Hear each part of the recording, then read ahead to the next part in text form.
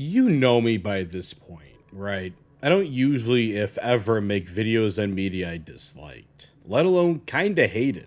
So you should take me seriously when I say I thought Weapons, the newest hype train of horror, was, well, it just wasn't good. Now, I realize there is no objective good or bad. I've covered that very topic more than once on the channel. But what I will say is that Weapons is a film I just can't fathom people really appreciating, and yet seemingly everyone has. I feel kind of crazy for not liking it, honestly. They say it's the next classic horror film, and I just don't get that. Don't get me wrong. If you enjoyed and even loved the film, that's 100% valid. I don't think you have poor taste, I just think it's different from mine. So why am I making this video? Is it because even though I really disliked Barbarian, that I was still hyped for this film? Is it simply because I'm a bitter old man? Do I just want clicks?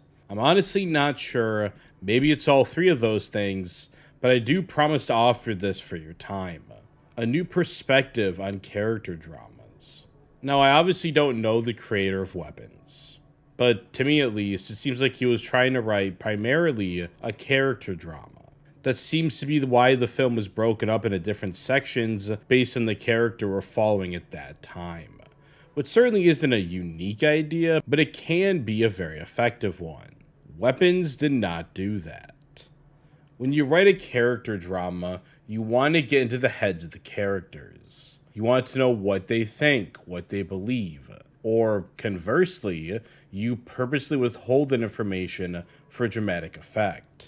But at the bare minimum, you need to have actual characters. Weapons does not. I was not in the writing room when this coveted screenplay was being written, but I can naturally assume it went something like this. You get a post-it note, and write down 3 defining characteristics of each of your characters. And boom, you have a character drama. I think the film, aside from its pacing and structure, tries to be a character drama because it does try to focus on the life of its characters. It intentionally doesn't focus on the town's reaction to the missing kids, aside from what I believe is the second scene, and maybe that's because it wants to portray a town that simply doesn't care enough. I'm not sure. But my bet is that it doesn't flesh out the town as a conceptual character itself because, again, the film would rather focus on individual characters.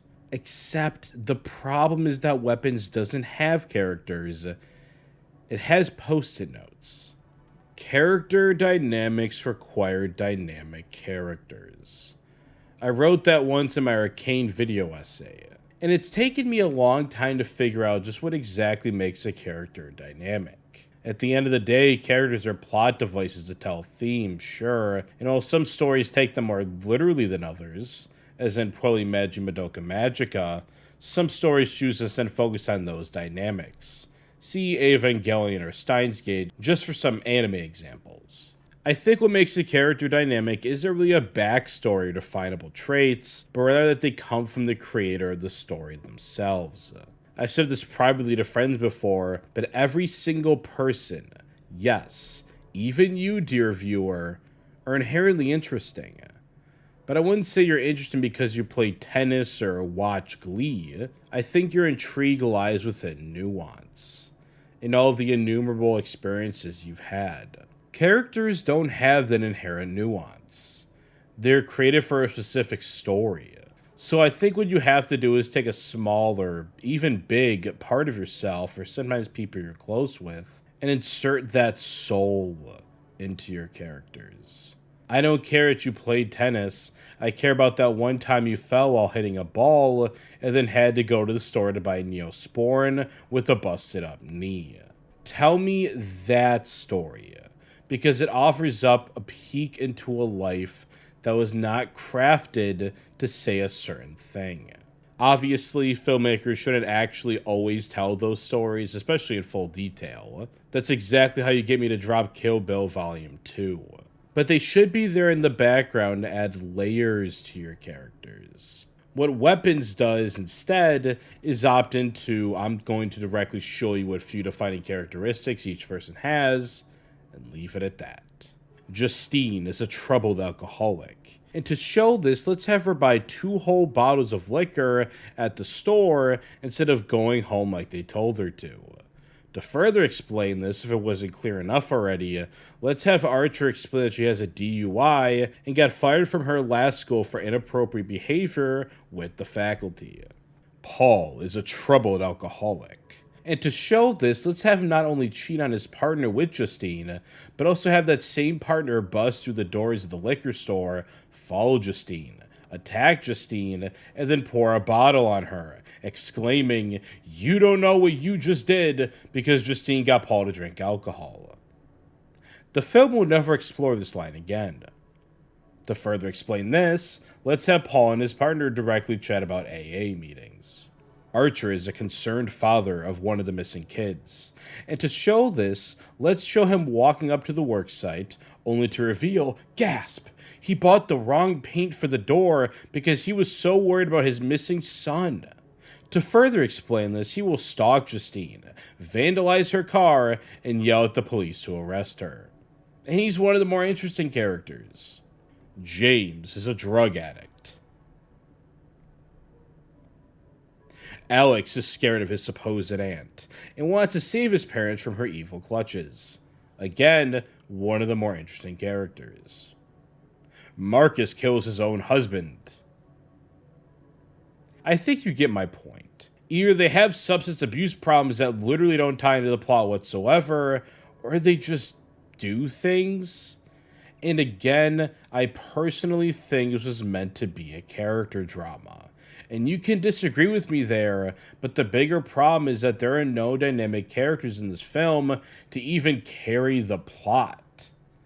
And you're probably thinking, Alex, why can't you just shut up and enjoy the movie for what it is? That while it may not be a character drama, it certainly has the redeeming qualities that can at least make an enjoyable watch, right?